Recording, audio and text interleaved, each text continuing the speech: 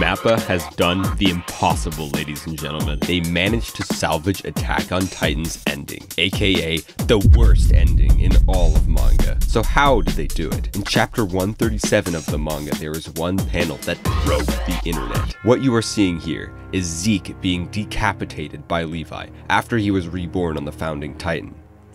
Yup.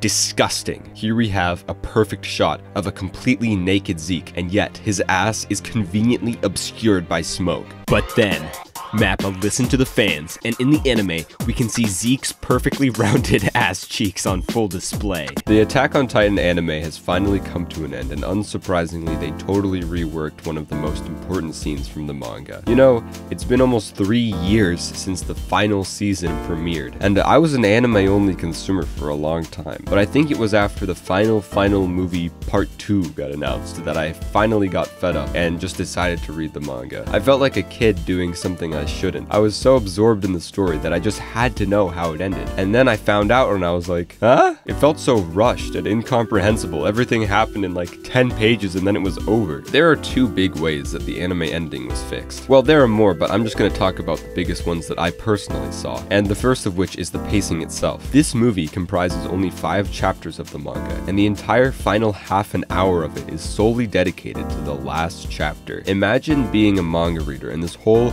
massive story that took 10 years to complete ends with this sequence of Eren and Armin talking, and then everyone thanks him after they just spent the last 40 chapters trying to kill him. And then the narration is just like, oh, and that conflict never ended. The end. And I read all of that in like probably 3 minutes. But seeing everything play out in real time, I actually understood what was happening. Mikasa killing Eren was animated so well, it gave me a genuine appreciation for what Hajime Isayama was actually intending. The other thing they fixed was a direct overhaul of the aforementioned scene of Eren and Armin talking. This scene sucked balls in the manga, and it all culminated in this really stupid line where Armin infamously says, "Thank you for being a mass murderer for our sake."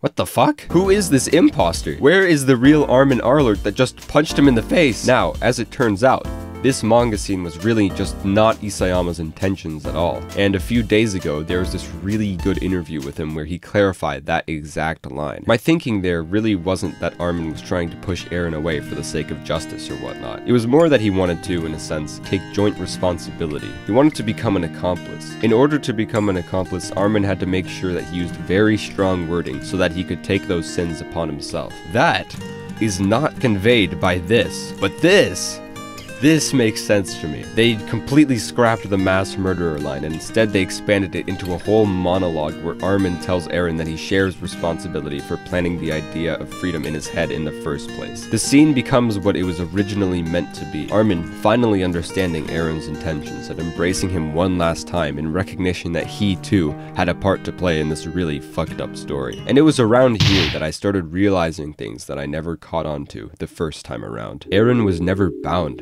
by some complex time-traveling law to destroy everything. He did it because he wanted to. From the very beginning of the story, he knew he had to fight to be free. It was one of the first things he ever told Mikasa. Do you remember Kenny's dying words? Every last person I've seen was the same way. Whether it was booze, women, God, family, the king, dreams, children, power, they couldn't keep going unless they were drunk on something. Eren wanted the outside world to be an empty canvas, but it turned out to be already inhabited by the very people that trapped him in the first place. He's a person who fights to be in an empty, free world. He finds himself in this never-ending conflict with only 2 solutions. Zeke can kill the Eldians, or he can kill the rest of the world. Is it any wonder he did what he did? None of this is random. This was all foreshadowed from the very beginning of the story. But then, the Titans are gone, and yet people are still fighting.